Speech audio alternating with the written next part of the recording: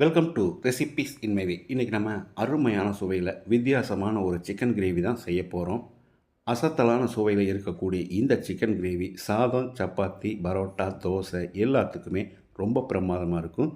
இதை எப்படி செய்கிறது, இதுக்கு தேவையான பொருட்கள் என்ன பார்க்கலாம் வாங்க. 3/4 கிலோ சிக்கன் எடுத்திருக்கேன். இதில் 1/2 டீஸ்பூன் மஞ்சள் தூள், 1 டேபிள் ஸ்பூன் உப்பு, 1 டேபிள் ஸ்பூன் மிளகாய் தூள், 1 டேபிள் ஸ்பூன் இஞ்சி பூண்டு விழுது சேர்த்து கலந்து வச்சிடலாம். இது ஒரு 3 மணி நேரம் மேரினேட் ஆகட்டும். வாணலியில் 3 டேபிள் ஸ்பூன் எண்ணெய் ஊற்றிக்கலாம்.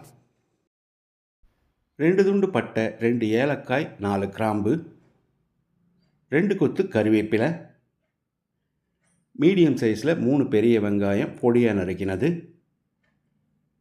வெங்காயத்தை செவக்கிற அளவுக்கு வதக்கிடலாம். வெங்காயம் நல்லா வதக்கிடுச்சு. 2 தக்காளியை பொடியாக நறுக்கி வச்சுருக்கேன், இதை போட்டுக்கலாம். தக்காளி மசிகிற அளவுக்கு வதங்கட்டும்.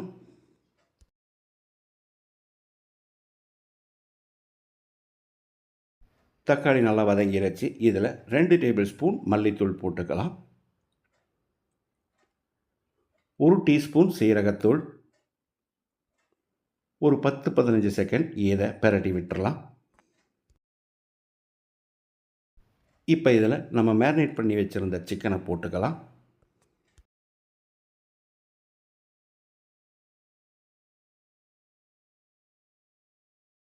சிக்கனை போட்ட பிறகு 1 நிமிஷம் நல்லா ஃப்ரை பண்ணி விடணும்.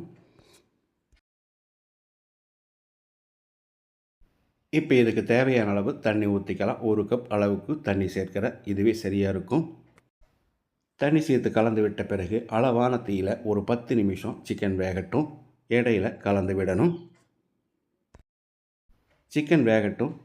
பானில் 1 டேபிள் ஸ்பூன் மிளகு, 2 கொத்து கருவேப்பிலை, 5 டேபிள் ஸ்பூன் கருப்பு எள் சேர்த்துக்கலாம். இந்த சிக்கன் கிரேவியோட ஸ்பெஷலே இந்த கருப்பு எள் தான். டேஸ்ட் ரொம்பவே பிரமாதமாக இருக்கும்.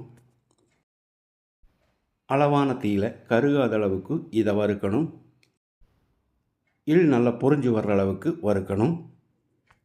இப்போ பார்த்தீங்கன்னா தெரியும், எள் நல்லா பொரிஞ்சு வந்திருக்கு. இப்போ இதை எடுத்து ஆற வச்சிடலாம். எள் நல்லா ஆறின பிறகு மிக்ஸி ஜாரில் போட்டு முதல்ல கொரகொரப்பாக அரைச்சி எடுத்துக்கலாம். அதுக்கு பிறகு ஒரு 3/4 கப் அளவுக்கு தண்ணி சேர்த்து பேஸ்ட்டாக அரைச்சி எடுத்து வச்சுருக்கேன்.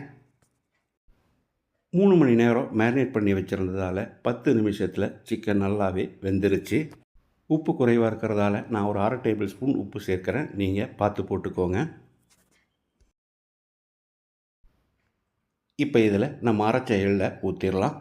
முக்கியமான விஷயம், சிக்கன் நல்லா மிருதாக வெந்த பிறகு இந்த எள்ளு கிரேவியை ஊற்றணும். கூடவே மிக்ஸி ஜார் அலசி கொஞ்சமாக தண்ணி சேர்த்துக்கலாம். இதை கலந்து விட்டு அளவான தீயில் ஒரு 6-7 நிமிஷம் வேகட்டு மூடி வச்சிடலாம். இடையில கலந்து விடணும். மணக்க அருமையான சுவையில் நம்மளோட எள்ளு சிக்கன் ரெடி ஆயிருச்சு. இதில் பொடியாக நறுக்கின மல்லி இலையை போட்டு கலந்து விட்டு இறக்கிடலாம். நான் கிரேவி மாதிரி செஞ்சுருக்கேன், நீங்கள் ட்ரையாக செய்கிறதா இருந்தாலும் செஞ்சுக்கலாம். அருமையான சுவையில் வித்தியாசமான இந்த எள்ளு சிக்கன் கிரேவியை இதே மாதிரி இதே அளவுகளோடு நீங்கள் செய்து பாருங்கள். இந்த வீடியோ பிடிச்சிருந்தால் லைக் பண்ணுங்கள், கமெண்ட் பண்ணுங்கள், ஷேர் பண்ணுங்கள். சப்ஸ்கிரைப் பண்ணாதவங்க சப்ஸ்கிரைப் பண்ணுங்கள். மறக்காமல் பெல் பட்டனை கிளிக் பண்ணுங்கள்.